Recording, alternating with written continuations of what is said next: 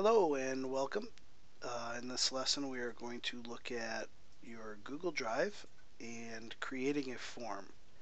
And this could be one of the greatest things that I've used in my Google Docs this past school year because it allows you to gather information or collect information in a survey or question format that you can look at rather easily. Um, the first thing you're going to do is go over here to create and click form.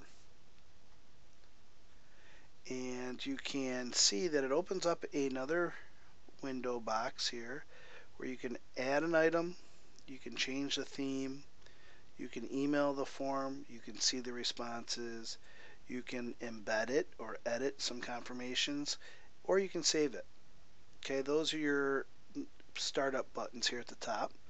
You can allow users to edit their responses as they go through it, and if they want to go back and change it, I typically leave that unchecked.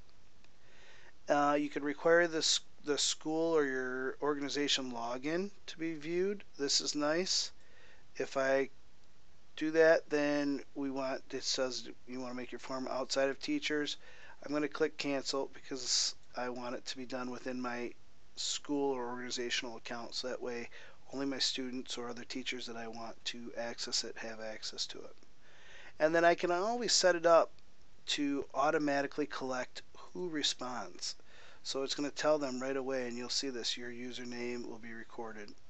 And if it's not you, to click the button to sign out and re-sign in. So I'm going to give it a title. This is my test form.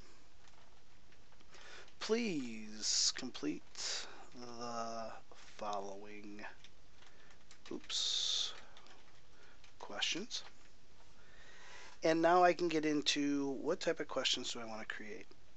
I can add items from up here, or they always start with 2 sample questions. I can edit those type of questions. So sometimes it's just as easy to say, you know what, I want their name, and I want it to be either a text, paragraph text, multiple choice question, a checkbox question, choose from a list, scale or a grid.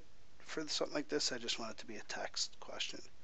This is the type of box that they'd get to answer. I can make this a required question, and I can click done. Go to sample 2. If I double click on it, it opens up editing, and I want to know what core or class number are they in, what hour. So I want this to also be text, or I can choose a checkbox, and they're going to say 1, 2, 3, or 4. And I want this to be a required question, and I can click done. So right now my form is made up of 2 questions. I can add a scaled question. How hard do you think this class is? Question mark. Scale. Number 1, I want it to be easy, not very hard. And number 5, I'm going to say hard, almost impossible.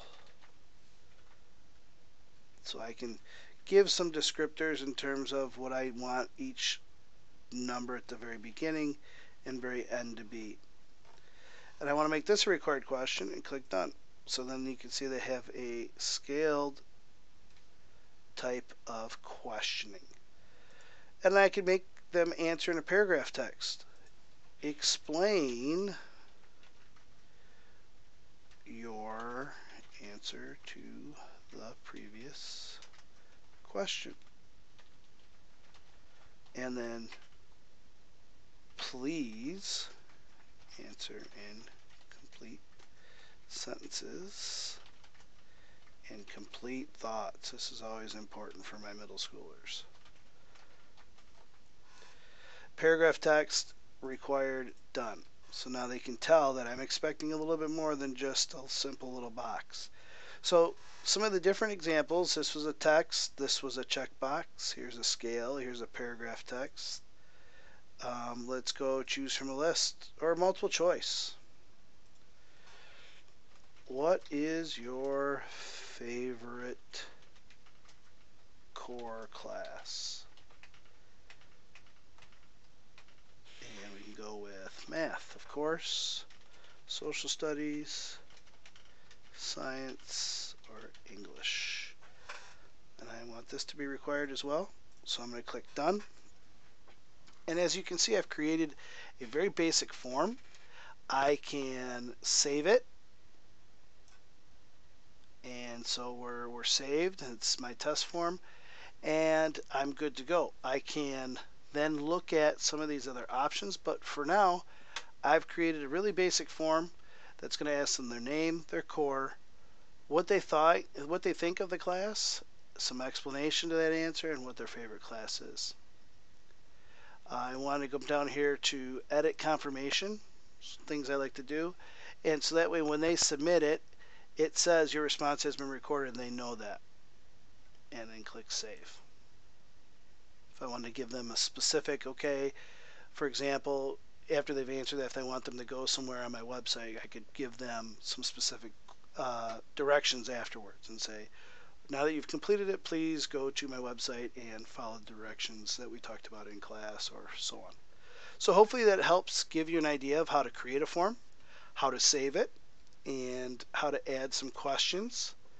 The one thing, if you have a bunch of multiple choice questions, like say we have this multiple choice and I want to create another multiple choice question right after it, I can hit duplicate and then it just creates it as multiple choice, and I can change whatever I want in here. I could duplicate another one and so on. If I didn't like this question, I click delete and it'll discard it, and I can hit delete again and discard this one, so we're back to the way we started. And then I have to come up here and hit save. So this doesn't auto save like we were used to with some of our other Google documents, but we have to hit the save button. So that's how you create a form, and in the next couple parts I'll talk about sharing them and how to use them in some different situations in your classroom. Thank you.